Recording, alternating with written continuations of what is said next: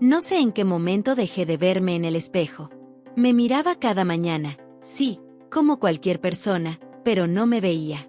Era como si los años, las rutinas, las heridas y las concesiones me hubieran hecho desaparecer poco a poco. Hasta que un día, desaparecí del todo. O eso creí. Me llamo Clara.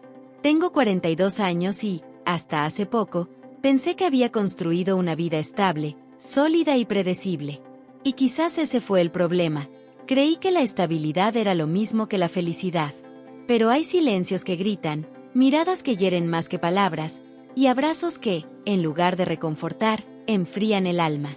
Estuve casada durante 17 años con Marcos.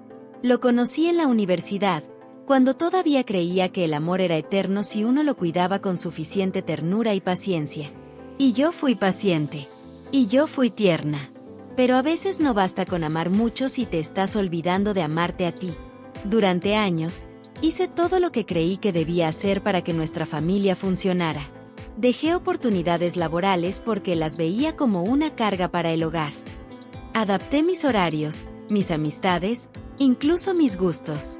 Todo para mantener una armonía que, en realidad, era solo una ilusión. Él, mientras tanto, seguía avanzando. Su trabajo prosperaba, viajaba, tomaba decisiones sin consultarme. Empecé a sentirme como un mueble más en casa. Útil, presente, pero invisible. Y sin embargo, seguía confiando.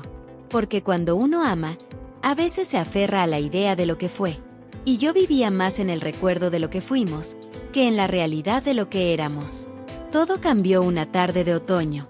Lo recuerdo como si fuera hoy. Marcos había llegado de un viaje de trabajo. Yo le preparé su comida favorita, encendí velas, intenté que esa noche fuera especial, como aquellas de nuestros primeros años. Él estuvo distante, incómodo, casi molesto por el esfuerzo. Me dijo que estaba cansado, que tenía sueño, que dejáramos todo para otro día. Me fui a dormir sintiéndome vacía. Pero lo que no sabía es que esa noche cambiaría todo para siempre.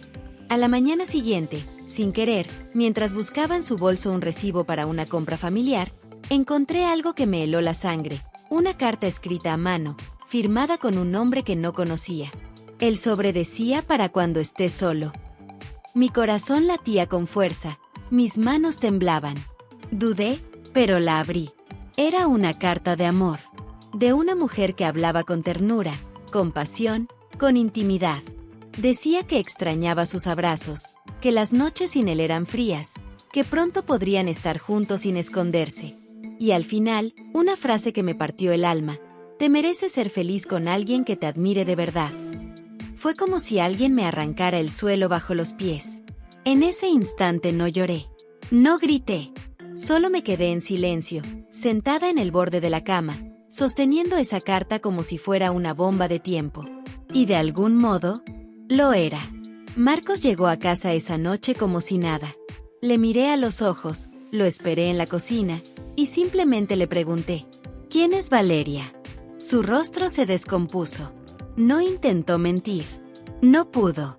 Bajó la cabeza, y con una frialdad que todavía me duele, me dijo: no quería que te enteraras así. No hubo súplica. No hubo disculpas sinceras. Solo la confesión de que llevaba más de un año en una relación paralela, y que no sabía cómo salir de ella, ni de mí. Te quiero, pero de una forma diferente, me dijo. Como si eso arreglara algo. Como si quererme diferente justificara el dolor. Pasé los siguientes días como una sombra. Ni siquiera sabía cómo explicarles a mis hijos lo que pasaba. Ellos notaban el ambiente tenso, pero eran demasiado pequeños aún para entender del todo. Yo fingía fuerza, mientras por dentro me rompía en mil pedazos. Una noche, encerrada en el baño, me miré al espejo, y ahí fue cuando me di cuenta de que yo no estaba. Mi mirada estaba apagada, mi rostro tenía una tristeza que no reconocía. No era yo. Y entonces, algo despertó. Un pequeño susurro interno. Una voz que no escuchaba desde hacía años. Una parte de mí que gritaba: basta. Basta de renunciar a mí. Basta de justificar lo injustificable. Basta de entregarlo todo sin recibir lo mínimo indispensable. respeto. Esa noche tomé la decisión más difícil de mi vida. No por él, no por venganza, no por orgullo. Lo hice por mí. Porque si me quedaba un poco más en ese lugar, terminaría perdiéndome del todo. Al día siguiente, me levanté temprano, preparé café como siempre, pero ya no era la misma mujer. No grité, no lloré frente a él. Solo le dije, con voz firme: Marcos, no quiero seguir así. No me merezco esto. Y no te lo voy a permitir más. Él se quedó en silencio. Ni siquiera discutió. Creo que en el fondo sabía que ya me había perdido desde hacía tiempo. Lo único que me sostuvo en pie esos días fue el amor por mis hijos, y un nuevo amor que empezaba a brotar en silencio, el amor por mí misma. Me tomó meses empezar a reconstruirme. Al principio me sentía rota, confundida, con la autoestima hecha pedazos.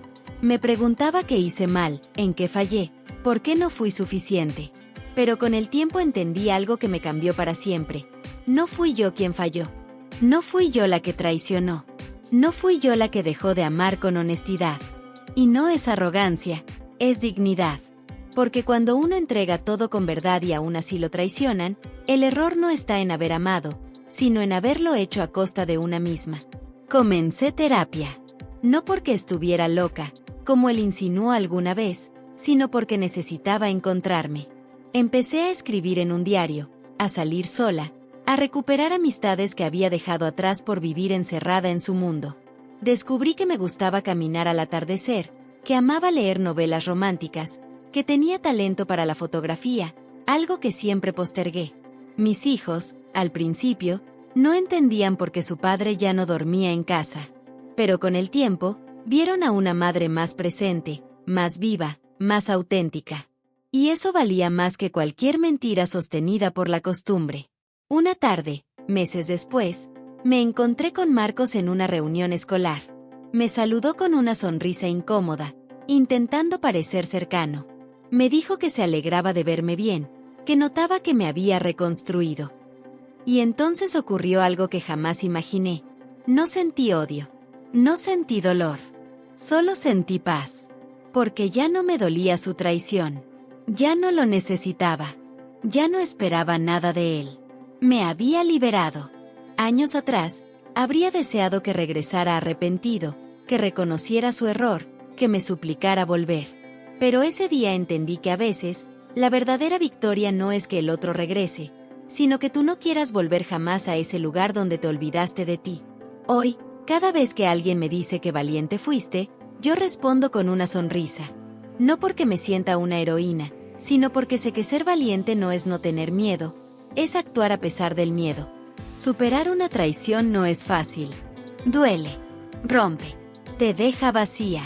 Pero si te atreves a cruzar ese túnel, al otro lado no solo hay luz, hay una mujer nueva, más fuerte, más libre, más ella.